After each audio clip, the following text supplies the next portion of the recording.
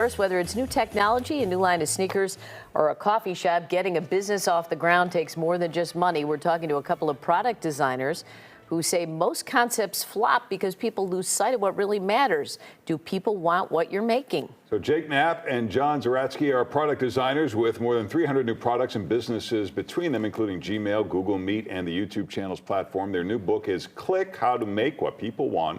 Jake and John join us this morning. Good morning. Good morning.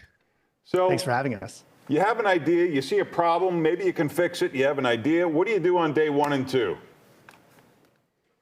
We think it's really important to clear the calendar. That's one of the simplest things that people overlook is all the distractions and context switches we have in our normal day-to-day lives and work. And if you want to solve a big problem, you have to start with focused time and an empty calendar for at least a couple of days to think through all of the first steps. And you say take advantage of your advantages. What are those? Well, one of the things we like to do is to help teams figure out what's going to differentiate them from the competition, from the alternatives that are out there. And that starts with understanding your own capabilities, your own motivation, and the special insight you have, what you see about the world that other people don't agree with. And John, when you talk about differentiation, does it have to be a completely new product? Can it be a twist on a previous model? I would imagine you might need a lawyer to sort that out. Well, it depends on who your customer is and what they care about and what they're using today to solve a problem.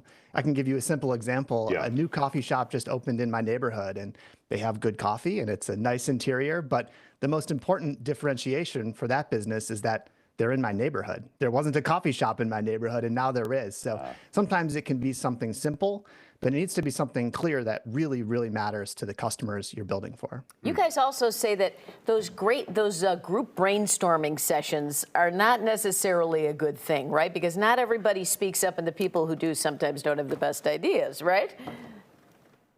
That's right. Group brainstorms can be a lot of fun for some people. They can be kind of miserable for others.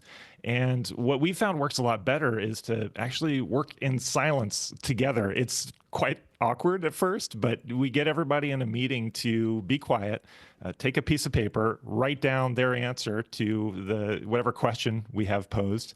And then we look at all of those answers in silence. We call this a note and vote. And with the startups we invest in, this has been such a game changer for the way they make decisions and generate solutions. So how do you know if you have a good idea? I mean, we keep joking, we're one good idea away from getting out of here. But I think everybody has the same thing. I mean, what makes you think your idea is actually good? Well, every new idea, new business, new product is a hypothesis until you test it. So our approach with new companies is to be really clear about what that hypothesis is. So what is our idea and why is it different?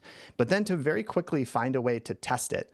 You know, we've been involved in hundreds and hundreds of products, some of them very successful, things like Slack and One Medical Group and Blue Bottle Coffee, and a bunch that have been unsuccessful. And again, we see that it's just really difficult to predict what people are going to do when they learn about something new, whether they're going to care or not. So we encourage teams to figure out what that hypothesis is and then to test it really, really quickly by building a prototype they can show to their customers. What is the challenge of patenting your idea and making sure nobody steals it? When we're working with startups, the biggest challenge is more that you won't be able to find something people actually like and enough that they're willing to spend money on it, that they're willing to spend time on it.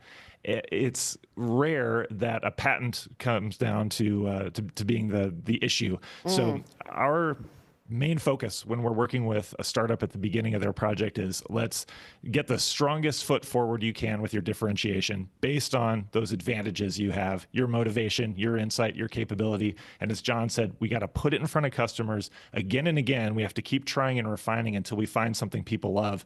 Those other things, they come later, but the hard part is actually to find something people will be excited about that you can deliver. And when you're dealing with something that's not, I don't want this to be my main gig. I want like a side hustle. You don't have to invent something new. What's your best solution for people who want a side hustle? I would encourage people not to try to invent something totally new when they're exploring side hustles. by definition, they should fit into your life. They shouldn't be something that take over your life.